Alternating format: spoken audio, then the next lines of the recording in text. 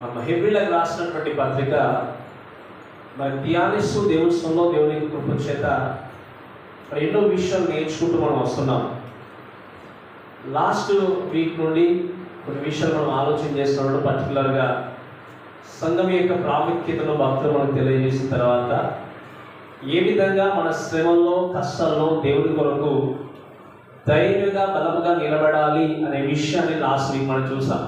ఎన్ని శోధనలు ఎదురైనా ఎన్ని కష్టాలు ఎదురైనా మనం దేవుడి కొరకు నిలబడి ముందుకు సాగాలి అనే విషయం నేర్చుకుంటూ వచ్చాము. ఆ విషయాన్ని మనం నేర్చుకుంటూ లాస్ట్ వీక్ అంతా కూడా మనం నేర్చుకుంటూ వచ్చాము. అందుకే చివరిగా 39వ వచనం చూసిన మాట ఏంటి అంటే, మనం నశించుటకు వెనుక తీయవారు కాము కానీ ఆత్మను రక్షించుటకు విశ్వాసము కలిగిన వారమై ఉన్నాము అనేటువంటి విషయాన్ని నేర్చుకుంటూ వాక్య భాగం మనం ముగించాం లాస్ట్ వీక్. అంటే ఏంటి, ఎన్ని కష్టంలో వచ్చినా ఎన్ని శోధనలు వచ్చినా కూడా వెనుకకు వచ్చేటువంటి వారం కాదు, కానీ ఏంటి విశ్వాసాన్ని కలిగి ఆత్మను రక్షించడానికి విశ్వాసం కలిగినటువంటి వ్యక్తులము అని మనం వాక్యం నేర్చుకుంటూ వచ్చాం.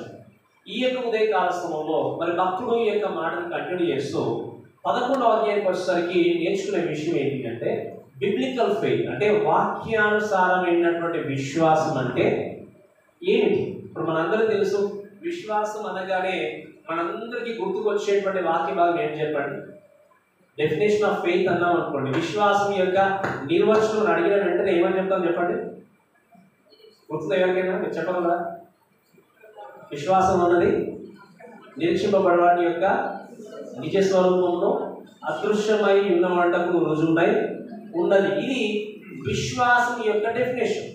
అత్యేక సంబంధ యాక్సెస్ గమనించండి. వాక్యానుసారమైనటువంటి విశ్వాసాన్ని గురించి ఈరోజు నేర్చుకుంటూ దేవస్థానంలో మనం ముందుకు వెళ్ళడానికి ప్రయత్నం చేద్దాం. ఈ విశ్వాసం కోసం మాట్లాడినప్పుడు మీరు గమనించండి, ఈ లోకంలో ప్రతి వ్యక్తి కూడా విశ్వాసాన్ని కలిగి ఉంటాడు. మీకు అర్థమైంది కదా. క్రైస్తవులైనా అన్యజనులైనా విశ్వాసాన్ని కలిగి ఉంటారు. మీరు అనుకోవచ్చు, విశ్వాసం కలిగి ఉండమంటే ఏంటి అనుకున్నప్పుడు, ఉదాహరణకి మనము వృద్ధులు లేచి ఒకవేళ మన ఓన్ వెహికల్లో అయినా లేదా సొంతంగా ఒకవేళ మీరు ప్రైవేట్గా వెహికల్ తీసుకుని వచ్చినా కూడా మనము ఒక ఆటోలో కానీ బస్సులో కానీ కార్లో కానీ ప్రయాణం చేస్తున్నామంటే ఈ డ్రైవర్ మనల్ని క్షేమంగా గమ్యస్థానానికి తీసుకెళ్తాడు.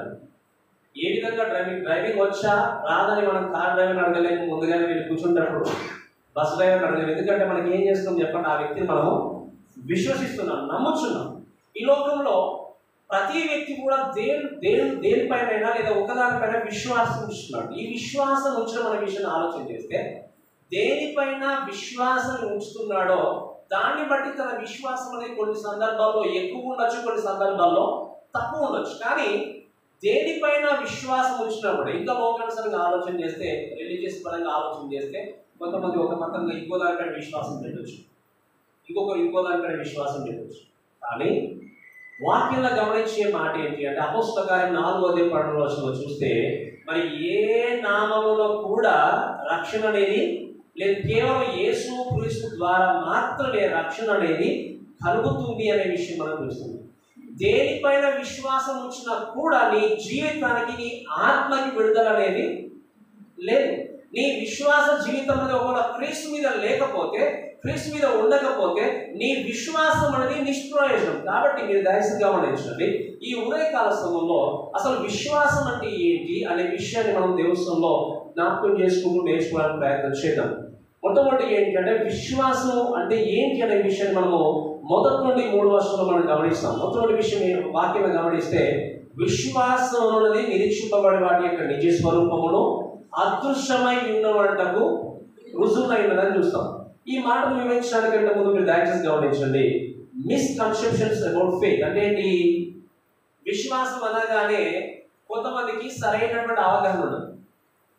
అవగాహన లేనటువంటి విషయాల గురించి కొన్ని విషయాలు మనం చూస్తే, మొట్టమొదటిగా ఏంటి అంటే, ఆ faith is ability to manipulate God అనుకుంటారు. అంటే ఏంటి, విశ్వాసం అనేది ఏంటి అంటే, కొన్ని సందర్భాల్లో దేవుణ్ణి మనం ఉంచేటువంటి విశ్వాసం ద్వారా తారుమారు చేయొచ్చు అనుకుంటారు. ఇంకా క్లియర్గా చెప్పాలంటే, మీకు అర్థమయ్యేది చెప్పాలి అంటే, ఆ విశ్వాసం అనేది ఏంటి అంటే, దేవుని నుండి తప్పకుండా ఎక్స్పెక్ట్ చేయడం, ఆశించడం. అంటే ఇప్పుడు చాలా బోధలు చూస్తాం మనం ప్రపంచంలో.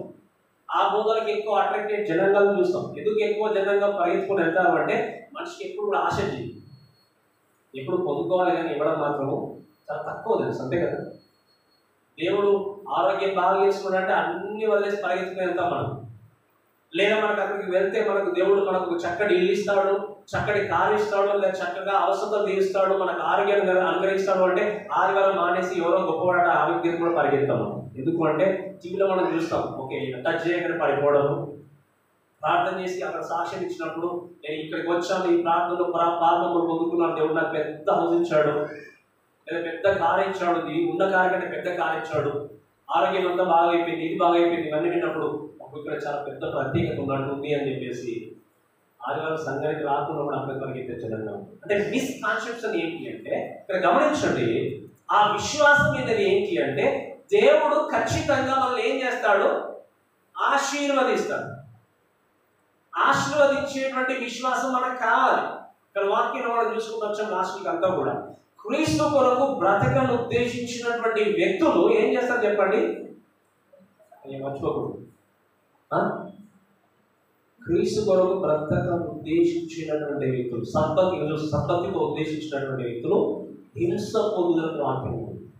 అంటే ఏంటి, హింసింపబడాలి ప్రభా, నన్ను శోధించండి, హింసించండి అని చెప్పి కోరుకోమని చెప్పండి. కానీ యేసుక్రీస్తు దగ్గరికి రావడం అంటే, విశ్వాసం ఉంచడం అంటే కేవలము you should not always expect to get something from God. అంటే ఏంటి, ప్రభా నాకు ఇచ్చేటువంటి దేవుడే నిజమైన దేవుడు కాబట్టి ప్రభా ఇది నేను ప్రార్థన చేస్తాను, ఖచ్చితంగా నేను జరగాలి కాబట్టి ఆ విశ్వాసంతో ముందుకెళ్తాను. విశ్వాసం అంటే ఏంటి అంటే గమనించండి, కేవలం దేవుడు ఇస్తేనే విశ్వాసం ఉంచడం కాదు, ఇవ్వకపోయినప్పుడు విశ్వాసం, ఆ విశ్వాసం మనం నేర్చుకుంటాం. రెండవది ఏంటంటే కొన్ని మిస్కాన్సెప్షన్ గురించి మాట్లాడేది ఏంటి అంటే having some set of beliefs. అంటే ఏంటి, కొన్ని డాక్టర్గా కొన్ని బిలీఫ్స్ తీసుకొని దాన్ని కట్టుబడి లోబడి ఉండి ఇంకా ఏదైనా కానీ ఇది మాత్రమే కొనసాగించాలి. అంటే ఏంటి, ఏ విధంగా కొన్నిసార్లు చర్చ్కి వచ్చినా సరిగా ఉన్నా లేకపోయినా టైంకి వచ్చినా రాత్రి ఏదైనా కానీ ఓకే మనం వెళ్ళాలా, ఈ రోజు ఈ వారం ఖచ్చితంగా ఇంతే తారీఖు వేయాలి, ఇది తీసి పక్కన పెట్టాలి, ఈ విధంగా ఈ టైంకి వెళ్ళాలి, ఇక్కడ కూర్చోవాలి, ఈ విధంగా చేయాలి, ఇలా చేస్తేనే దేవుడికి ఆనందం అన్న విధంగా కట్టుబాట్లు పెట్టుకొని ఉండేటువంటి విశ్వాసంతో బ్రతుకుతారు. కానీ అసలు ఎవరి మీద విశ్వాసం వస్తారో మర్చిపోతారు. నేను చెప్పడం మీకు అర్థలేదు. నేను చాలాసార్లు ఇక్కడ కాదు కూడా చర్చ్కి వచ్చి దేవుడి కోసం వస్తున్నాను చెప్పండి, గట్టిగా చెప్పాలి. ఎవరో వేరే కోసం అనిపిస్తుంది, ఎవరి కోసం చెప్పండి, మన కోసం, దేవుడి కోసం. ఎవరి కోసం చెప్పండి, దేవుడిని ఆరాధన. అంటే ఏంటి, నీవు పెట్టేటువంటి విశ్వాసం అనేది దేవుడి మీద ఉంచినప్పుడు ఈ చేసేటువంటి అన్నీ కూడా నీకు ఎక్కువ కనబడు. కొంతమంది దేవుడి మీద అంటే పర్సన్ మీద విశ్వాసం వచ్చిన కంటే దే ఆల్వేస్ డిజైర్ దెమ్సెల్వ్స్, ఇది చేసుకుని ఇలానే ఉండాలి, పరిశుద్ధంగా చెప్తాను. తెల్ల బట్టలు వేస్తాను, ఈరోజు వేసుకుని ఎప్పుడన్నా వైట్ చాలా వేరే వేస్తాను, తెల్ల బట్టలు వేసుకున్నంత మాత్రం పరిశుద్ధంగా అర్థమవుతుంది. తెల్ల బట్టలు వేసుకుని వైట్ వేసుకున్నంత మాత్రాన చక్కగా ఆదివారం వచ్చి చక్కగా ఫ్రంట్లో కూర్చుంటే పాటలు పాడి లేకపోతే అంత టైంకి వచ్చి అన్ని చేసిన మాత్రాన పరిశుద్ధము కాలేము. మీరు గమనించండి, అలానే లాస్ట్కి వచ్చి అందరికంటే ఎక్కువ నేను కానికేస్తున్నాను అని చెప్పి కాళ్ళు పెట్టి వేసినంత మాత్రాన పరిశుద్ధం కూడా. మిస్కాన్సెప్షన్ ఏంటి అంటే ఎవరి మీద విశ్వాసం ఉంచట్లేదో తెలుసుకోకపోతే సరైన విశ్వాసం. కాబట్టి ఈ విధంగా మనం మాట్లాడుతూ ముందుకు వెళ్ళినప్పుడు తెచ్చుకోండి, బ్లైండ్గా గుడ్డిగా దేవుని వెంబడించకుండా మీరు గమనించండి.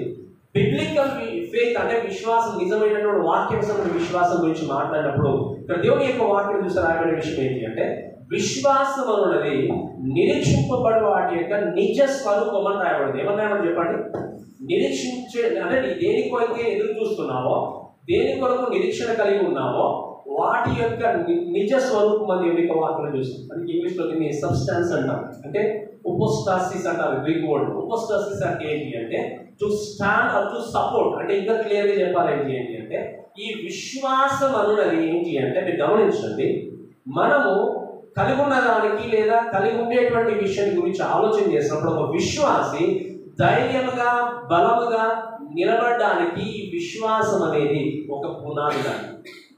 అంటే ఏంటి, ఎన్ని కష్టాలు వచ్చినా ఎన్ని శోధనలు వచ్చినా మనకు కనబడకపోయినా ఏది లేకపోయినా ఏదైతే మనం భవిష్యత్తులో చూడబోతున్నామో, ఏదైతే దేని కొరకైతే నువ్వు నిరీక్షణ కలిగి జీవిస్తున్నావో ఆ నిరీక్షణ కలిగి జీవించే దాని పట్ల నువ్వు కాన్ఫిడెంట్గా ధైర్యంగా నువ్వు నిలబడి ఎదురు చూడడానికి నీకు బలాన్ని ఇచ్చేటువంటి పునాది నిజమైనటువంటి విశ్వాసం. మీకు అర్థం నేను చెప్పిన మాట ఎంతమంది చూసారు చెప్పండి. యేసుక్రీస్తు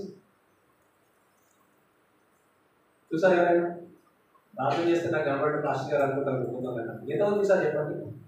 ఆయన ఉన్నప్పుడు మనం లేవు, లోకంలో వచ్చినప్పుడు మనం లేవు, ఆయన మరణించినప్పుడు మనము లేవు, తిరిగి లేచినప్పుడు మనము లేవు. కానీ ఎందుకు నమ్ముకున్నాం చెప్పండి? ఎందుకు నమ్మి చెప్పండి? ఎందుకంటే ఆయన మన కోసం వచ్చి మరణించి తిరిగి లేచాడు. ఆ క్రీస్తే మళ్ళా రాబోతున్నాడు, రక్షించినటువంటి దేవుడు ఆయనే అని చెప్పి ఏం చేస్తున్నాము? నిరీక్షింపబడే వాడి యొక్క నిజ స్వరూపమైనటువంటి వాక్యాన్ని గుర్తిరిగి మనం ఏం చేస్తాము? అందుకే మీరు గమనించండి, అక్కడ నిజ స్వరూపం అంటే ఏంటి అంటే నేను ఎదురు చూస్తూ బలముగా ధైర్యముగా నిలబడడానికి కలిగి ఉన్నటువంటి పునాది నిజమైనటువంటి విశ్వాసం. కాబట్టి ఈ మాటను బట్టి ఒక విషయం మనం గుర్తు చేసుకుంటూ వెళ్ళాల్సిన విషయం ఏంటంటే టు స్టాండ్ కాన్ఫిడెంట్, ధైర్యంగా బలంగా నిలబడాలి. సరే, హడ్సన్ టేలర్ ఇందాక పేరు హడ్సన్ టేలర్ అనేటువంటి ఈ వ్యక్తి చైనా దేశానికి మిషనరీగా వెళ్ళాడు. మొట్టమొదటిగా చైనా దేశానికి మిషనరీగా వెళ్తున్నప్పుడు సముద్రంలో ప్రయాణం చేసి వెళ్తున్నాడు. ఇప్పుడున్నంత క్రూజ్ ఇలాంటివి ఏం లేదు. అప్పుడు ఏంటంటే తెర చేపలతో ఉన్నాడు, కొన్ని నావలు ఓడలు ఉండేవి. ఆ ఓడలో ప్రయాణం చేసి వెళ్తున్నప్పుడు సడన్గా వాడు గమనించింది ఏంటంటే సముద్రం అంతా కాము ఉన్నది, నిశ్శబ్దంగా ఉన్నది. ఆ తెర చేపలు పైన ఉంటే అది ఏం చేస్తుంది చెప్పండి, ఎలా పోతుందో తెలుసా నీకు? గాలి వచ్చినప్పుడు ఏమో వెళ్ళిపోతుంది, డైరెక్షన్గా వాళ్ళు కంట్రోల్ చేసుకుంటూ వెళ్ళిపోతుంది. నిశ్శబ్దంగా ఉన్నాడు, పూర్తిగా నిశ్శబ్దంగా ఉన్నప్పుడు ఆ క్యాప్టెన్ గమనించింది ఏంటి అంటే నావికుడు అక్కడ అడవి మనిషి అంటే నరమాంస భక్షకులు ఉన్నటువంటి ఆ యొక్క ఐలాండ్కు దగ్గర వెళ్తున్నాడు. ఏంటి? వీళ్ళు ప్రయాణిస్తున్నటువంటి నావ, ఆ నావ దగ్గరికి ప్రయాణిస్తూ చూస్తున్నప్పుడు వీళ్ళు చాలా భయపడుతున్నారు. అక్కడ ఉన్నటువంటి నరమాంస భక్షకులు ఏం చేస్తున్నారంటే ఏదో ఒక మనుషులు వస్తున్నారు కాబట్టి మాకు ఆహారం దొరుకుతుంది అని చెప్పి వాళ్ళు ఎదురు చూస్తున్నారు. ఆ టైంలో ఈ హడ్సన్ టేలర్ గురించి తెలిసిన వ్యక్తి ఏమని చేశాడంటే ఆ యొక్క నావిలో పరిగెత్తుకు వెళ్ళి, దయచేసి మీరు ప్రార్థన చేయండి, మీరు చూడండి, దయచేసి మనం దగ్గర దాకా వెళ్తున్నాం, ప్రార్థన చేయండి అన్నప్పుడు మీరు గొప్ప సేవకులు కదా, మీరు గొప్పగా ఆ సేవ జరిగించే వ్యక్తిగా ప్రార్థన చేయండి అని చెప్పినప్పుడు ఆ హడ్సన్ టేలర్ చెప్పిన మాట ఏంటి అంటే, సరే నేను ప్రార్థన చేస్తాను, కానీ ముందైతే మీ యొక్క తెరచాపలు మీరు రెడీ చేసి పెట్టండి, ప్రిపేర్ చేసి పెట్టండి అన్నాడు. గాలి వైపు ప్రిపేర్ చేసి పెట్టండి అన్నప్పుడు ఈ నాలుగు నవ్వాడు. ఎందుకు? అక్కడ ఏ గాలి లేదు, అసలు ఎక్కడ వస్తుందో ఏవైపు వస్తుందో కూడా తెలియదు, అంత కామ్గా నిశ్శబ్దంగా ఉంది. ఆ నవ్వినప్పుడు ఈ హడ్సన్ టేలర్ చెప్పాడు, మీరు ప్రిపేర్ చేస్తేనే ప్రార్థన చేస్తారు, లేకపోతే ప్రార్థన చేయడని చెప్పాడు. మీరు వాటిని తెరచాపలు మీరు రెడీ చేస్తేనే ప్రార్థన చేస్తాను, నేను చేయనప్పుడు సరే అని చెప్పేసి మాకు రెడీ చేసినట్టే నేను రూమ్లోకి వెళ్ళి ప్రార్థన చేయడం మొదలుపెట్టినప్పుడు ఆయన లోపల ప్రార్థన చేసుకుంటే బయట నుండి గట్టిగా డోర్ నాక్ చేస్తున్నాడు. నేను ప్రార్థన ముగించి అంటే మధ్యలో ఉండి లేచి ఎవరు అని చెప్పినప్పుడు నేను క్యాప్టెన్ నావికుడిని, నేను ఇంకా ప్రార్థనలో ఉన్నారంటే అవును ఉన్నాను అంటే ఆ నావికుడు చెప్పిన మాట ఏంటి అంటే, ఇంకా మీరు ప్రార్థన ఆపేయండి, మనకి ఎంత కావాల్సిందో దానికంటే ఎక్కువ వస్తుంది, మీరు ఆపేయండి అన్నాడు. చెప్పినప్పుడు కదా ఇంకా మీరు ఆపేయండి ప్రార్థన, ఇంకా మనకు సరిపోయే గాలి ఆల్రెడీ వచ్చేసింది, ఇంకా ఎక్కువ వస్తే మనకి ఇక్కడ కొట్టుకుని వెళ్ళిపోతుంది, కాబట్టి మీరు ప్రార్థన అనేది ఆపేయండి అని చెప్పారు. ఎందుకు ఈ మాట దయచేసి మీరు గమనించండి, ఈ విషయం పట్ల మనం ఆలోచన చేయాల్సింది ఏంటి అంటే, కనబడని నాకు నిరీక్షణ నుంచేటువంటి నిజ స్వరూపం కలిగినటువంటి ఈ వాక్య భాగాన్ని బట్టి నువ్వు గుర్తు చేసుకోవాల్సింది దయచేసి ఒక విశ్వాసిగా నువ్వు బలముగా ధైర్యంగా నిరీక్షణ కలిగి పునాది కలిగినటువంటి విశ్వాసంతో నిలబడినప్పుడు దేవుడు తప్పకుండా నీ జీవితంలో కార్యాలు జరిగిస్తాడు. అక్కడ నిశ్శబ్దం ఏమీ లేదు. కానీ ఏం చేశాడు చెప్పండి? హడ్సన్ టేలర్ ఆయన ధైర్యంతో తను ఏ విశ్వాసం కలిగి ఉన్నాడో అదే విశ్వాసం దేవుని సన్నిధికి వెళ్ళాడు, ప్రార్థన చేశాడు. ప్రార్థన చేసిన దానికి ఆయన ప్రార్థన ముగియక ముందే జవాబు అనేది వచ్చేస్తుంది. కాబట్టి నిరీక్షింపబడి వాటి యొక్క నిజస్వం ఈరోజు నిజంగా అవుతుందా కాదా, నిజంగా యేసుక్రీస్తు లోకానికి వస్తాడా రాడన్నటువంటి ఇంకా డౌట్లో జీవితాల్సిన అవసరం లేదు. ఇంకా నాకు సమయం ఉందిలే అని చెప్పేసి మన ఇష్టానుసంగా బ్రతకాల్సిన అవసరం లేదు. ఎందుకు అంటే ఆయన ఆల్రెడీ మనం చెప్పాడు ఏంటి, I will coming back, I'm going to come back very soon. అంటే త్వరగా వాక్యం ఏమైనప్పుడు ఇదిగో నేను త్వరగా వస్తున్నాడు అర్థం ఏంటి? ఆలస్యం చేయకుండా వస్తున్నాడంటే ఎప్పుడైనా రావచ్చు. కాబట్టి ఆ నిరీక్షణ కలిగినటువంటి వ్యక్తులుగా మనం ముందుకెళ్ళాలి. అందుకే ఈ మాట జ్ఞాపకం చేసి చూడండి, ఇంకో మాట అక్కడ రాయబడే విషయం ఏంటి అంటే, నిరీక్షింపబడేవాడి యొక్క నిజ స్వరూపంలో అదృశ్యమైనవి ఉన్నవంటకు రుజువునైనది. ఎవిడెన్స్ అంటాం. ఎవిడెన్స్ గురించి మాట్లాడితే ఏంటంటే కన్విక్షన్ అంటే ఏంటి? ఈ ఎవిడెన్స్ కన్విక్షన్ గురించి మాట్లాడినప్పుడు inward conviction enables us the believer to believe things not yet seen. అంటే ఏంటి? మీరు గమనించండి. అదృశ్యమై ఉన్నవంటే ఏంటి అర్థము? నేను చెప్పాను ఇలాగే, యేసుక్రీస్తు మనం చూడలేదు, యేసుక్రీస్తు ఎప్పుడు రాబోతున్నాడో వాక్యం తెలియజేయబడలేదు, వస్తానని చెప్పాడు అంతే. కానీ నిజంగా వస్తాడా రాడా, పరలోకాన్ని మనం చూడలేదు, వెళ్తామా వెళ్ళామా అన్నటువంటి సందిగ్ధంలో ఉండకుండా, కన్ఫ్యూజన్లో ఉండకుండా చేయాల్సినవి ఏంటి అంటే మీ విశ్వాసం అనేది ఏంటి అంటే అదృశ్యమైన దానిపైన నిజంగా మీరు రాబోతున్నవి వస్తున్నాం అనే విషయాన్ని గుర్తుపెట్టుకొని నిరీక్షణ కలిగి ఎదురు చూస్తూ ముందుకు వెళ్ళడమే విశ్వాసం. అందుకే దయచేసి గమనించాల్సిన విషయం ఏంటి అంటే సైంటిఫికల్గా కానీ ఇంకా చెప్పాలంటే ఇక్కడ దేవుని వాక్యంలో చూస్తే ఎవిడెన్స్ లీగల్గా కానీ అన్ని విషయంలో చూస్తే విశ్వాసం అనేది మనము వాక్యానుసార విశ్వాసాన్ని కలిగి ఉన్నప్పుడు ఏ విషయంలో కూడా మనం సంకోచించాం. ఈ ఎవిడెన్స్ గురించి లేదా దీని గురించి మనం మాట్లాడినప్పుడు ఇక్కడ చూస్తే దేవుని వాక్యం గమనించాల్సిన విషయం ఏంటి అంటే ఇన్వర్డ్ కన్విక్షన్ అంటే మీరు వినండి, మనం ఎంత విశ్వాసంగా జీవించిన విశ్వాసం ఉంది అని చెప్పుకుంటూ బ్రతికిన వాక్యంలో చూసి ఏమన్నా రాయబడింది అంటే వినుట వలన బయట ఎంత విశ్వాసం అని పిలవడా విశ్వాసం ఉందని చెప్పుకుంటూ తిరిగినా కూడా నీ హృదయంలో కన్విక్షన్ లేకపోతే, నీ హృదయంలో మార్పు లేకపోతే, నీ హృదయంలో నిజంగా నమ్మేటువంటి ఆ శక్తి ధైర్యం లేకపోతే నీ ముందు ఏం పెట్టినా కూడా వెళ్ళదు.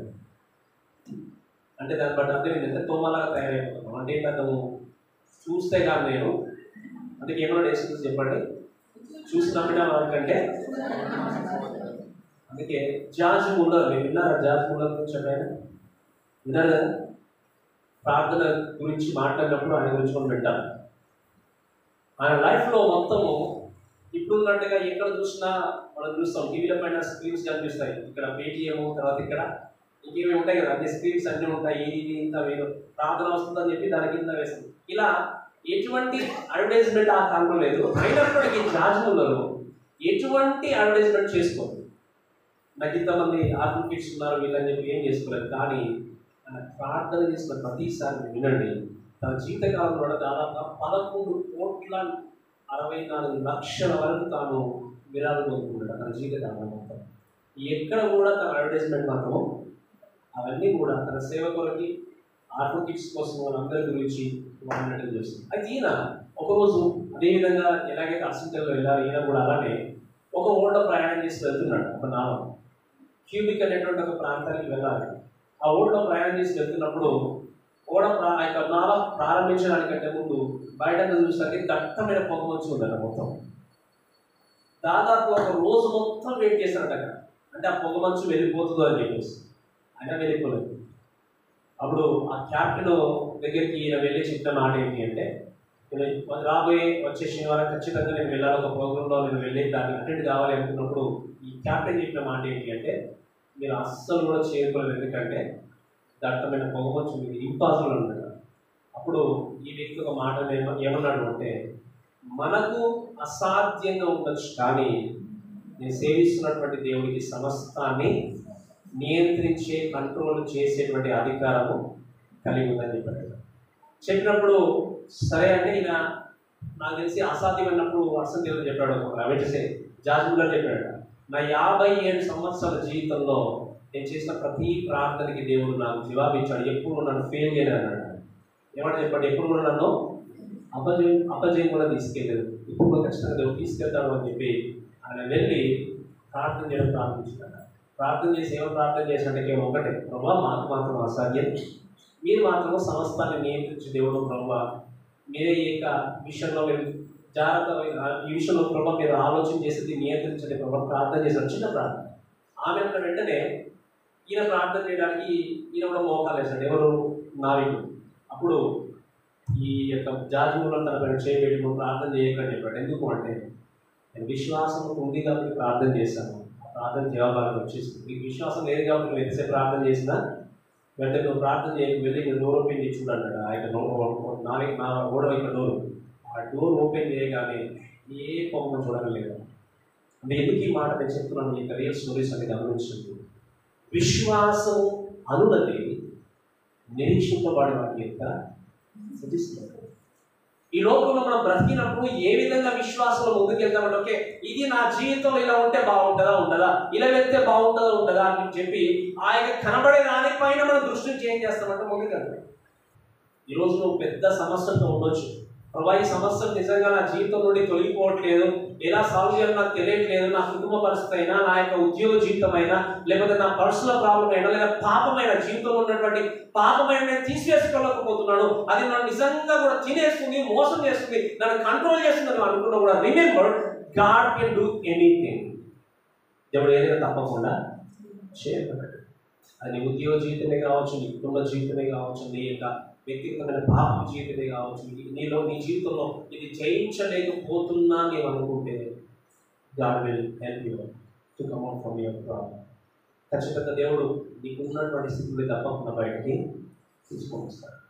మనందరం తెలుసు, రేపు వాక్యంలో ఒక మాట ఉంది, రేపటి గురించి అతిశయపడము, ఏ దినమన్నా ఏమి సంభవించడం. మనం ఎన్నో ప్లాన్స్ చేసుకుంటాం, అందుకే ఎప్పుడు ఆ మాట గుర్తుకొస్తున్నాను. నేనైనా రేపైనా ఒకవేళ పట్టణంలోకి వెళ్ళి లాభం సంపాదితం రండి చెప్పుకున్న వాళ్ళారా, రేపేమి సంభవించడం మీకు తెలియదు. మీ జీవము ఎవరికి వెళ్ళాలి? ఆఫ్రికా వెళ్ళాలి, లేదా దుబాయ్ వెళ్ళాలి, లేదా ముంబై వెళ్ళాలి, లేదా బెంగళూరు వెళ్ళాలి, ఎన్నో ఆశలు ఉంటాయి ప్రతి ఒక్కరికి మనకు ఉంటాయి. సో దేవుడు ఒక లెవెల్ నుండి ఇంకొక లెవెల్ తీసుకెళ్తే దాని ప్రైజ్ దేవుడు ఖచ్చితంగా అవకాశం వచ్చినప్పుడు ఖచ్చితంగా దేవుడు ఇచ్చిస్తాడు. వాక్యం రాబడిన మాట తన యొక్క బలిష్ట రేఖ కింద ఏం చేస్తున్నాడు, దేవుడు హెచ్చిస్తుందని చెప్పాడు. ఆయన ఖచ్చితంగా హెచ్చించే టైంలో హెచ్చిస్తాడు. కానీ ఎన్ని ప్లాన్స్ కలిగి ఉన్నా కలిగి ఉండకూడదని నేను చెప్పట్లేదు, కానీ ఆ ప్లాన్స్ అన్ని కూడా దేని ప్రకారం కూడా చెప్పండి, దేవునికి హెచ్చిస్తాను. ఇక అమెరికాలో ఒక ప్రీచర్ వచ్చాడు ఇదే కాన్ఫరెన్స్. ఆయన మాట్లాడుతున్న మాట ఏమన్నంటే, America has more money but no spirituality అని చెప్తూ బాగా ఏడ్చాడు బాబా. America has more money, more richer in any country in the world, but there is no spirituality అన్నారు. మీరు గమనించండి, ఈ ఆత్మీయ జీవితాన్ని మనం నిలబెట్టుకోవాలి అంటే కొన్ని సందర్భాల్లో మనము ఇక్కడ ఉంటే బాగుంటుంది, అక్కడ ఉంటే బాగుంటుంది, ఈ వ్యక్తితో సహవాసం చేస్తే బాగుంటుంది, ఆ వ్యక్తితో సహవాసం చేస్తే బాగుంటుంది అని చెప్పి మనం అనుకుంటాం. We need a spiritual relationship కావాలి మనకు. కానీ చాలాసార్లు చెప్పాను, ఎంత రిలేషన్షిప్ చేసినా ఎంత చక్కగా మొదలుకెళ్ళాలి. నేను ఆత్మీయంగా ఎదగడానికి ఈ హృదయాన్ని ఒకవేళ ప్రేరేపణ కలిగి ముందుకు తీసుకెళ్ళకపోతే ఎన్ని ప్రసంగాలు చేసినా, ఎంతమంది మీతో మాట్లాడినా, ఎంతగా మీకు వాక్యం బోధించినా, హృదయాన్ని క్లోజ్ చేసుకుంటే ఎవరైనా వాక్యం ఇష్టపడుతున్నప్పుడు పాస్టర్ గారే కాదు, సంఘ పెద్దలే కావచ్చు, ఎవరైనా మిమ్మల్ని ఎంకరేజ్ చేసినప్పుడు నాకెందుకులే అని ఒకవేళ హృదయాన్ని క్లోజ్ చేసుకుంటే నోడికించు. మనకి ఈ వాక్యం ఏంటి? Inward conviction. ఒకవేళ నీ హృదయంలోని అంతరంగం ముందు కనుక ఆ యొక్క కన్విక్షన్ లేకపోతే ఎంత విశ్వాస జీవితాన్ని బయట చూపించుకోవాలి. దాన్ని నేనేమంటాను అంటే వేషధారణ జీవితం. ఈ వేషధారణ జీవితం అనేది నిజమైన విశ్వాసకి పనికిరాదు. అందుకే ఈ విషయం చూపిస్తుంది. ముందుకు చూడండి, 3వ వచనం చూస్తే రాబడిన విషయం ఏంటి అంటే 2వ వచనం, దాన్ని బట్టి పెద్దలు సాక్ష్యం పొందిరి, ప్రపంచంలో దేవుడి వాక్యం వల్ల నిర్మాణమైనవి, అందును బట్టి దృశ్యమైనది కనబడు పదార్థంలో నిర్మింపబడలేదని విశ్వాసం చేత గ్రహించుకొచ్చున్నాము అని చెప్తూ ఇంకా మాట్లాడే విషయం ఏంటి అంటే, లెట్స్ సీ ఇక్కడ చూస్తే ఏంటి అంటే, ఇది విశ్వాసం అంటే ఏంటని చెప్పిన తర్వాత విశ్వాసం ఏం చేస్తుంది అనే విషయం నేర్పిస్తూ మరి ఏం చేస్తుంది విశ్వాసం మనల్ని అనుకున్నప్పుడు మొట్టమొదటి విషయం ఏంటి అంటే, the true faith worships God. నిజమైనటువంటి విశ్వాసము దేవుడు ఏం చేస్తుంది చెప్పండి, గట్టి చెప్పాలి, ఆరాధిస్తుంది. నిజమైన విశ్వాసం దేవుడు ఏం చేస్తుంది చెప్పండి, ఆరాధిస్తుంది. ఈ ఆరాధించే విషయం గురించి చూస్తే 4వ వచనం చూస్తే రాయబడిన మాట ఏంటి అంటే, చూడండి అక్కడ చూస్తే, విశ్వాసం బట్టి ఏబేలు కయీని కంటే శ్రేష్టమైన బలి దేవుడికి అర్పించును. దేవుడు అతని అర్పణను గూర్చి సాక్ష్యం ఇచ్చినప్పుడు అతను విశ్వాసము బట్టి నీతిమంతులను సాక్ష్యం పొందిన, అతను మృతి పొంది ఆ విశ్వాసం ద్వారా మాట్లాడుతున్నాడు. అంటే ఏంటి? తాను విశ్వాస జీవితాన్ని కొనసాగించాడు కాబట్టి ఆయన గురించి మనం ఈరోజు ఏం చేస్తాం చెప్పండి, డిస్కస్ చేస్తాం. ఎందుకంటే విశ్వాసం అనేది ఏం చేస్తుంది అంటే, దేవుణ్ణి ఆరాధించడానికి మనల్ని పురికొల్పుతుంది. ఇక్కడ చూస్తే ఇక్కడ ఉన్నటువంటి ఏబేలు ఏం చేస్తుందంటే, వాక్యం గమనిస్తే శ్రేష్టమైనటువంటి బలిని దేవుడికి ఇచ్చినట్టుగా మనం చూస్తాం.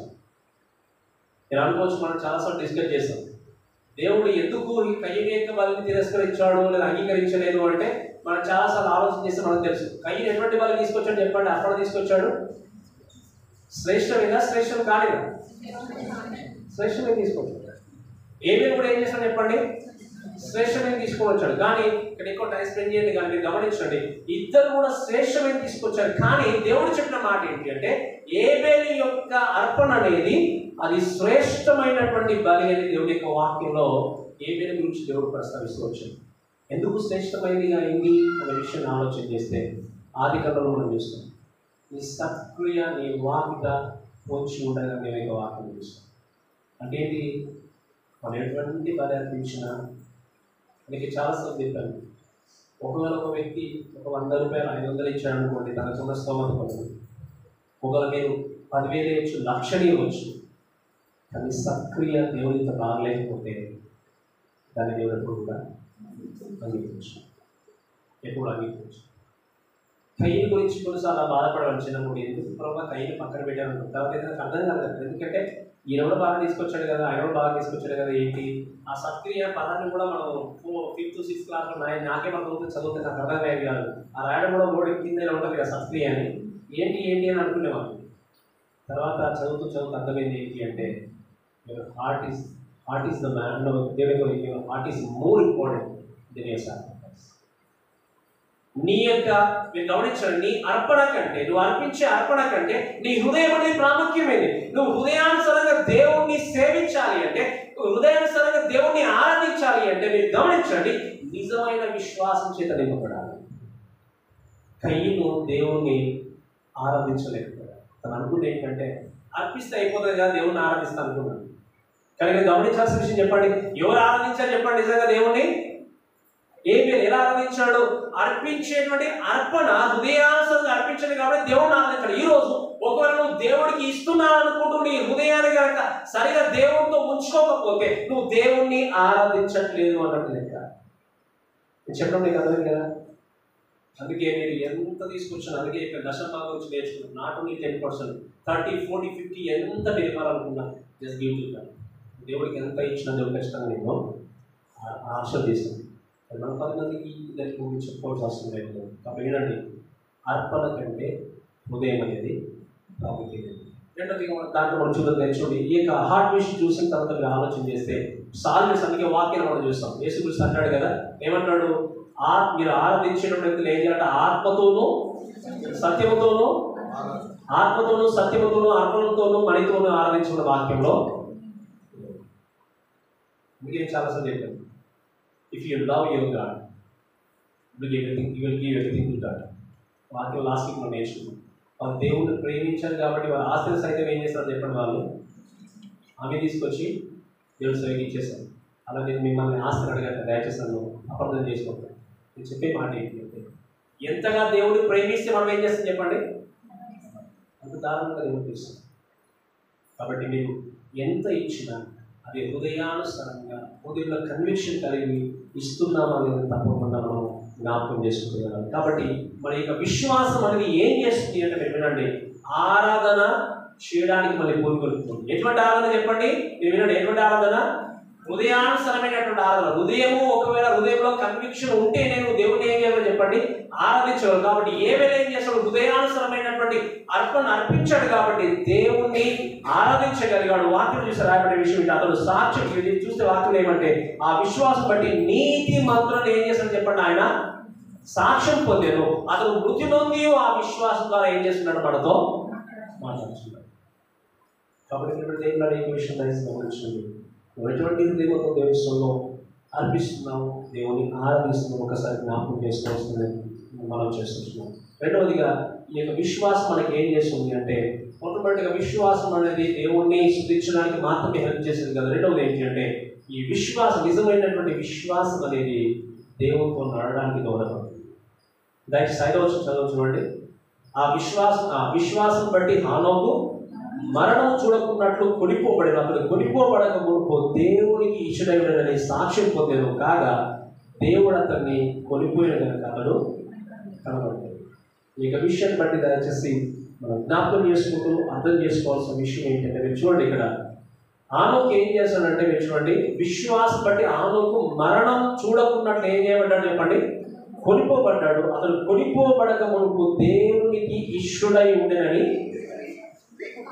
హేబేలేమో నీతిమంతులని సాక్ష్యం పొందాడు. ఇక్కడ ఉన్నటువంటి హానోకేమో దేవుడికి ఇష్టుడై ఉండేనని సాక్ష్యం పొందాడు. దేని ద్వారా చెప్పండి, విశ్వాసం. ఇక్కడ హానోకు ఈయన గురించి మనం మాట్లాడితే చూడండి, ఇక్కడ హానోకు 365 సంవత్సరాలు బ్రతికాడు. ఈ 365 సంవత్సరాల్లో 65 సంవత్సరాలు తన కుటుంబం కొరకు, తన కొరకు జీవితాన్ని కొనసాగించాడు. కానీ 65 సంవత్సరాల తర్వాత మీరు వినండి, ఈయన జీవించినటువంటి టైం అనేది చాలా చాలా చెడ్డ దినములు ఆ రోజు. అందుకే దీని తర్వాతనే జలప్రయాణం వచ్చింది. ఉన్నటువంటి మనుషులు దేవునితో సహవాసం చేసేవారు కాదు, దేవుని ఆరాధించేటువంటి వ్యక్తులు కాదు.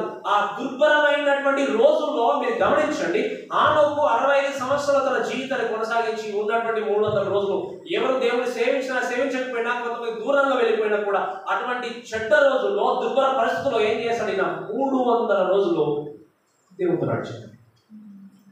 దేని బట్టి చెప్పండి, విశ్వాసం. తన చుట్టూ ఉన్నటువంటి వారు మేబీ ఎంకరేజ్ చేసినా చేయకపోయినా, పరిస్థితులు అన్ని దుర్భరంగా ఉన్నా, చెడ్డ మనుషులు జీవించినా, కానీ ఎందుకు 300 రోజులు నడిచాడు? వాక్యం చూసి ఏముంటాయంటే 300 రోజులు నడిచి ఆ దేవుడు ఏం చేస్తాడు చెప్పండి, ఆయన తీసుకొని వెళ్తాడు. అందుకే ఆయన గురించి రాబడినటువంటి మాట ఏంటంటే చూడండి, ఈ హానోకు ఏం చేస్తాడంటే దేవుణ్ణి సంతోషపరచాడు. అందుకే దేవుడు ఏం చెప్పాడంటే దేవుడికి ఇష్టుడై ఉండని సాక్ష్యము పొందారు. కాగా దేవుడు అతన్ని కొనిపోయిన కనుక అతడు ఏం చేస్తాడు చెప్పండి, అందుకే ఆ రోజు రాయబడిన మాట ఏంటి అంటే విశ్వాసము లేకుండా దేవుడికి ఇష్టయుట. అక్కడ మీరే ఆలోచన చేసుకోవాలి. మీ విశ్వాసం ఎంత ఉంది అని చెప్పి నేను మెజర్ చేసి నాకు చూపించమని చెప్పట్లేదు. ఇంత విశ్వాసం ఉంది అని చెప్పి పక్క వాళ్ళకి ఎక్స్ప్లెయిన్ చేయమని నేను చెప్పట్లేదు.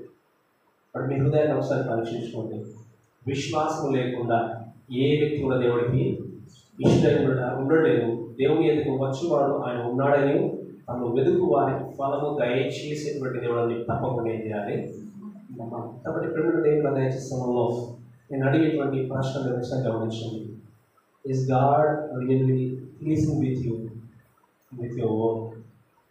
దేవుడు నువ్వు చేసేటువంటి పని ద్వారా నిజంగా సంతోషపడుతున్నాడు? వీడిగా ఎటువంటి పని చేస్తావు? కొన్నిసార్లు నేను చెప్పాను, మోసముతో అబద్ధముతో సంపాదించిన ఒక రూపాయి కూడా అది మనకు ఆశీర్వదించాలి. అందుకే వాక్యముతో మాట్లాడబడింది సామెతగా. అన్యాయంగా సంపాదించినటువంటి వారి సంపాదన గురించి మాట్లాడుతూ దేవుడు ఏమంటాడంటే వారి నోరు మంటితో నింపుదని అంటాడు. దేవుడు ఏమంటాడు చెప్పండి, ఏమంటాడు చెప్పండి, వారి నోరు మంటితో నింపబడును అంటాడు. ఎవరి నోరు? అన్యాయంగా సంపాదించే వ్యక్తి యొక్క నోరు. ఈరోజు బాగానే కనిపించవచ్చు, అన్నీ బాగున్నాయి అనుకోవచ్చు. దేవుడు ఒకవేళ ఆ విషయాన్ని ప్రస్తావించినప్పుడు మీరు వినండి, నువ్వు చేసే ప్రతి కార్యము ద్వారా పని ద్వారా నువ్వు దేవుడు సంతోషపడుతున్నావు. నీ దేవుడికి కేటాయించినటువంటి సమయం 24 గంటల రోజుకి మనకు ఈ కేటాయించినటువంటి సమయంలో నీకున్నటువంటి సమయం ద్వారా దేవుడిని నీవు సంతోషపెట్టుకో. ఒకసారి ఆలోచన చేయండి. ఒకవేళ ఇవన్నీ కూడా గుర్తుపెట్టుకుంటూ ఇంకా దేవుడిలో ముందుకు వెళ్తూ మనం ఆలోచన చేయాల్సిన ప్రైమరీ థింగ్ ఏంటి అంటే నువ్వు మాట్లాడే ప్రతి మాట ద్వారా దేవుడిని సంతోషపెట్టుకోవాలి. అందుకే మనం ప్రతి వారం వాక్యం మించి ఉంటాం. అఫ్కోర్స్ యాజ్ అ హ్యూమన్ బీయింగ్స్గా మనకు ఉండేటువంటి వీక్నెసెస్ ఉంటాయి. కొన్నిసార్లు బయట ఉన్నటువంటి వ్యక్తులు మనం రెచ్చగొట్టేలాగా మాట్లాడవచ్చు. ఈ వ్యక్తి మనం రెచ్చగొట్టితే మాట్లాడుతున్నా అని చెప్పి అలా పొడవ పెట్టేవాళ్ళు ఉండొచ్చు. బట్ రిమెంబర్, నిజమైన క్రైస్తవుడు అయితే నీ నోటికి ఏం చేస్తావు చెప్పండి, కళ్ళబెట్టు. ఎందుకంటే నువ్వు దేవునికి కుమారుడు, దేవునికి కుమార్తె. మనం మాట్లాడే ప్రతి విధమైనటువంటి మాట ద్వారా దేవునికి మహిమ వస్తుంది. దేవుని సంతోషపరుస్తున్నాం లేదనే విషయం కూడా మనం ఏం చెప్పండి ఆలోచన. ఈ విషయాన్ని ఆలోచన చేస్తే I don't think so nobody can really go with all kind of flattering words. ఈ విషయం నిజంగా మీరు ఆలోచన చేసి చాలామంది ఆలోచన చేస్తే ఎవరిని కూడా మనం నిందించుకున్నాం. అందుకే చెప్పాను, కోపపడడం మీరు ద్వేషించడం లేదు. నేను చెప్పాను లాస్ట్ టైం కూడా, కోపం అనేది మనిషిలో మన అందరికీ వస్తుంది, కానీ ద్వేషం మాత్రము క్రైస్తవుడికి తగ్గింది. ద్వేషం అంటే ఏంటి, ఇంకా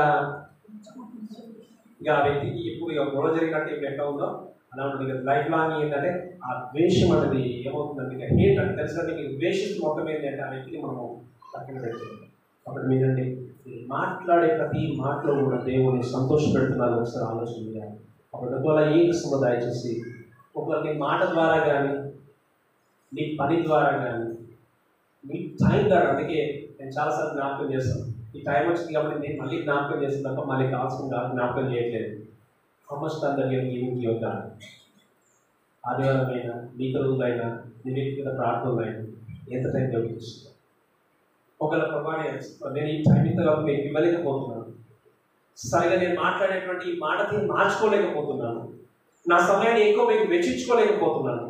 అంతేకాకుండా మనం ఆలోచన చేస్తే ఇంకా నేను మీ కొరకు బ్రతకాలన్నా మాట్లాడాలన్నా టైం గురించి ఆలోచన చేసినా ఇంకా మీ కొరకు జీవించి ముందుకు వెళ్ళాలన్నా కూడా ఈ ఏ విషయంలో నా పని విషయంలో కూడా నేను తగ్గించుకుని దేవా మీకు బ్రతకాలనుకున్నా నేను ముందుకు రాలేకపోతున్నాను, అంతా మనం వేధిస్తుంది అనుకున్నట్టు ఏం చేసి దయచేసి గమనించండి. ఆ ప్రతి సమస్య ద్వారా ప్రతి ఒక్క సమస్యను బట్టి దేవుని దగ్గరికి వెళ్ళి ప్రతిరోజు దేవుడు కన్సల్ట్ చేస్తున్నాను. ప్రభా ఈ సమస్యలు నేను ఉన్నాను, ఎంత చక్కగా నేను మాట్లాడాలనుకున్న మాటకి రాలేకపోతుంది, అందరితో ఎంత సరైనటువంటి సమాధానాన్ని కలిగి ఉండాలనుకున్న సమాధానం కలిగి ఉండలేకపోతున్నాను. నా పనిలో ప్రభా నేను మిమ్మల్ని మాత్రమే మహేపరిచే వ్యక్తికి ఉండాలనుకుంటున్నా కానీ నా ప్రకటన వాళ్ళని ఇన్ఫ్లుయెన్స్ చేస్తున్నాను, వారిని ఎలా బయటపడాలి నాకు తెలియట్లేదు ప్రభా అని అనుకుంటే దేవుడితో ఉన్నాడు. మాట్లాడే మాటల్లో కావచ్చు, పనుల్లో కావచ్చు, ప్రార్థనలో కావచ్చు, నీ టైంలో కావచ్చు, దాన్ని బయటకు రాలేకపోతే నువ్వు దేవుని దగ్గరికి వచ్చి నువ్వు అడిగినట్టయితే ఖచ్చితంగా దేవుడు ఏం చేయాలని చెప్పండి, దాని సొల్యూషన్ని తీసుకోండి. నేను అడుగుతున్న ప్రశ్న, లాస్ట్లో మాకు సమయం ఉండట్లేదండి, బాగా బిజీ అయిపోతున్నామండి, అసలు చర్చకి రావడానికి కూడా అనుకున్నటువంటి ఆన్సర్ ఇచ్చేటువంటి వాళ్ళు ఎంతమంది నిజంగా దేవుని దగ్గరికి వెళ్ళి దేవస్థంలో ప్రభావిత సంఘానికి సమయానికి వెళ్ళడానికి నాకు వర్క్ విషయంగా కావచ్చు, నాకు సరైనటువంటి ఆ యొక్క స్థానాన్ని ఆ సమయం నాకు ఇవ్వండి ప్రభావం ఎంతమంది నాకు ప్రార్థన చేస్తారు. నేను అందరిలాగా ప్రభావం నేను మాటను కంట్రోల్ చేసుకోలేకపోతున్నాను, ఏదైనా ఒకటి అనవసరంగా అనేస్తున్నాను, నేను అనవసరంగా గొడవ వచ్చేస్తుంది అని నేను అనుకున్నట్టయితే నా మాటను కంట్రోల్ చేయండి ప్రభావాన్ని ఎంతమంది ప్రార్థన చేస్తారు. నా టైంని కానీ నా పనిని కానీ మాట్లాడి కానీ ఇది ఉంది ప్రభావాన్ని ఒకరిని బోధనగా బాధతో ఉంటే దయచేసి గమనించండి. It's the right time to go to your God and consult your God. కాబట్టి విశ్వాసం అనేది ఏం చేస్తుంది అంటే దేవునితో సరైన విధంగా మనం నడవడానికి మూడో చెప్పిన ముగిసిన చూడండి. మూడోది ఏంటి అంటే ఈ విశ్వాసం అన్నది దేవుని కొరకు పనిచేయడానికి మనకి దొరుకుతుంది. దయచేసి మనము 7వ వచనం చదవాలి చూడండి. విశ్వాసం బట్టి నోహు అది వరకు చూడని సంగతులను గురించి దేవుని చేత హెచ్చరింపబడి భయభక్తులు గలవాడై తన ఇంటి వారి రక్షణ కొరకు ఒక ఓడను సిద్ధం చేశాను, అందువలన అతను లోకము మీద నేర స్థాపన చేసి విశ్వాసం బట్టి తన నీటికి ఈయన ఏం చేశాడు చెప్పండి. నోహు గురించి మాట్లాడితే నోవా మీరు గమనించండి, ఓడను నిర్మిస్తూ దేవుని యందు విశ్వాసం ఉంచాడు కాబట్టి ఏం చేశాడు చెప్పండి, ఏం చేశాడు చెప్పండి, ఈ ఓడ నిర్మించాడు. తన చుట్టూ ఉన్నటువంటి వ్యక్తులు ఎవరు కూడా దేవునికి విశ్వాసం ఉంచట్లేదు. వాక్యం చూస్తే అందరూ కూడా చెడుతనంతో నిండిపోయారు, లోకమంతా కూడా చెడుతనంతో నిండిపోయింది కనుక దేవుడు ఏమనుకున్నాడు చెప్పండి అంటే నేను సంతాపం ఉంది వీరందరూ కూడా ఏం చేస్తాడు చెప్పండి, దేవుడు నాశనం చేస్తాడు. 1 కాదు 2 కాదు 3 కాదు, దాదాపుగా 100 సంవత్సరాలు కూడా నిర్మించాడు. ఎన్ని సంవత్సరాలు చెప్పండి, ఎన్ని సంవత్సరాలు, 100 సంవత్సరాలు కూడా నిర్మించాడు. 120 సంవత్సరాలు చెప్తూనే ఉన్నాడు. 100 సంవత్సరాలు అంతా కంప్లీట్ అయిపోయింది, 120 సంవత్సరాలు చెప్తూనే ఉన్నాడు. రెండేది వినండి, ఆ యొక్క ప్రాంతంలో వాటర్ లేని ప్రాంతంలో అంతకుముందు చెప్పడం వర్షం లేని, అసలు వర్షం అంటే తెలియనటువంటి ఆ ప్రజలకు ఆ ఓడ నిర్మిస్తున్నప్పుడు నాకు తెలిసి ప్రతిరోజు చొప్పుకము ఎల్ల చేసేవారు, అంతే కదా. ఈయనకు ఇంత తన కుటుంబం అందరినీ కూడా పురికొల్పి ఒక పిచ్చు వాళ్ళ ఇలా వర్క్ చేస్తున్నాడు, ఏంటి ఇక్కడ వాటర్ లేవు ఏమీ లేవు, జలప్రయాణం వస్తుంది చెప్పు ఈయన చేస్తున్నాడని చెప్పేసి ప్రతిరోజు నేను వచ్చి ఆయన ఎల్ల చేసేవారు ఉండొచ్చు, అపహాస్యం చేయొచ్చు, నవ్వచ్చు. మళ్ళీ ఒక చిన్న మాటని కూడా చాలా మనం బాధపడుతుంది, నువ్వు ఎందుకు ఇలా ఆయన ఎన్ని రోజులు సహించాడు చెప్పండి, ఎన్ని రోజులు, రోజులు కాదు సంవత్సరాలు, ఎన్ని సంవత్సరాలు చెప్పండి, 120 సంవత్సరాలు. ఎందుకు సహించాడు చెప్పండి, ఎందుకు సహించాడు, ఎందుకంటే తనకు తెలుసు నిరీక్షణ కలిగి ఉన్నాడు, ఆ జలప్రయాణం ఖచ్చితంగా రాబోతుంది. మాట్లాడినటువంటి దేవుడు సమస్తాన్ని చేయడానికి సమర్థుడు. ఈరోజు నువ్వు క్రీస్తు కొరకు జీవిస్తే నిందించేవాడు ఉండొచ్చు. స్పెషల్లీ మీ యొక్క ఉద్యోగ జాబ్ ప్లేసెస్లో అందరూ అందుకే మీకు గమనించండి, మనందరూ కూడా అన్ని మతాలు సమానం అనుకునేటువంటి వారు నిజంగా క్రైస్తవులు. స్క్రిప్చర్ తెలుసు ఏం చెప్పింది చెప్పండి, నాకు తప్ప నేను తప్ప వేరొక దేవుడు మీకు అంటానికి. Don't respect all. Respect in the sense అర్థమైంది, మీ పని మీరు చేసుకుంటాడు, ఆయన నాట్ డూయింగ్ ఇన్వాల్వ్. వాళ్ళు చేస్తే అడ్డగించుకోండి చెప్పట్లేదు అంటే ఏంటి, అందుకే చెప్పాను లాస్ట్ టైం కూడా. ఓకే, హ్యాపీ హ్యాపీ అని కాదు. If you are really love your God, you abstain from those things. అక్కడ ఉన్నా కూడా ఇన్వాల్వ్ కాకుండా నువ్వు కాపాడుకునే విధంగా జీవించాలి. లేకపోతే నిజమైన క్రైస్తవుడు కాదు నువ్వు. ఈ వ్యక్తి ఏం చేస్తాడు చెప్పండి, 120 సంవత్సరాలు ప్రతి ఒక్కరు కూడా తను వేధిస్తున్నారు. కానీ ఇక్కడ ఒక వ్యక్తి మనం అనగానే వెంటనే బయలు పక్కన పట్టేసి పరిగెత్తుకొని వెళ్ళి కూర్చుంటారు. పరిగెత్తుకొని వాళ్ళ దగ్గర ఇన్వాల్వ్ అవుతాం మనం. నీ విశ్వాసం ఎలా ఉంటుంది ఒక్కసారి ఆలోచించండి. నీతో పాటు ఇంత సంగమంతో ఉన్నాడు పక్కన, కానీ అక్కడ ఆ రోజు ఒకరే ఒకరు తన కుటుంబం. ఈరోజు నీకు ఏదైనా శోధన వచ్చినా, కష్టం వచ్చినా, ఒకవేళ ఈ సంవత్సరంలో పాస్టర్ అన్నా లేదా సంఘానికి చెప్పినా ఒక బలపరచడానికి 100 మంది 10 మందిని ప్రకటన, కానీ ఆ రోజు ఎన్ని కష్టాలు వచ్చినా, ఎంతమంది ఇహనం చేసినా, ఎంతమంది అపాసం చేసినా తను ఆదరించేవారు ఏమన్నారు, కేవలము దేవుడు మాత్రమే. ఈరోజు దేవుడు కావాలి ఏ విషయంలో పరిగెత్తులో ఒకసారి వచ్చింది వినండి. ఇక్కడ దేవుని యొక్క వాక్యం చేస్తుంది. నిజమైన విశ్వాసం దేవుడి కొరకు ఏం చేస్తుంది చెప్పండి, పనిచేస్తుంది. అందుకే ఇక్కడ ఫెయిత్ విశ్వాసం గురించి మాట్లాడినప్పుడు ఈ ఫెయిత్ అంటే ఎప్పుడు కూడా దేవుడి కొరకు పనిచేసే విధంగా ముందుకు తీసుకుంది. అందుకే ఇక్కడ నోవహు కూడా ఏం చేస్తాడు అంటే దేవుని హృదయపూర్వకంగా ఆయన దేవుని ఆరాధించాడు. అలానే ఏబేలు కూడా హృదయపూర్వకంగా దేవుని ఆరాధించాడు. అక్కడ హేనోకు కూడా దేవుని కొరకు ఏం చేసి నమ్మకంగా దేవుడితో నడిచాడు. ఇక్కడ ఉన్నటువంటి ఈ యొక్క నోవహు కూడా దేవుని స్తుతిస్తూ దేవుని కొరకు కనిపెట్టుకుంటూ దేవుని కొరకు పనిచేస్తాడు.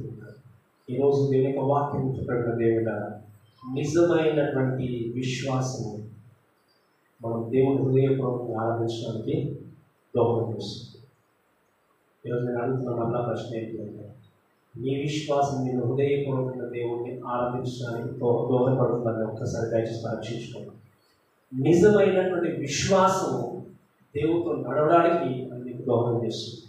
నువ్వు నడిచేటువంటి నడవడిక, నువ్వు కలిగి ఉన్నటువంటి విశ్వాసం నిజంగా దేవుడితో ఎన్ని శోధనలు కష్టాలు ఎదురైనా కూడా సమస్తాన్ని విడిచిపెట్టి దేవుడి కొరకు నిలబడే విధంగా నీకు సహకరిస్తుందా లేదా ఒక్కసారి దయచేసి ఆలోచన చేసుకో. అనుకున్నా నిజమైన విశ్వాసము దేవుడి కొరకు పని జరిగించడానికి సహాయం చేస్తుంది.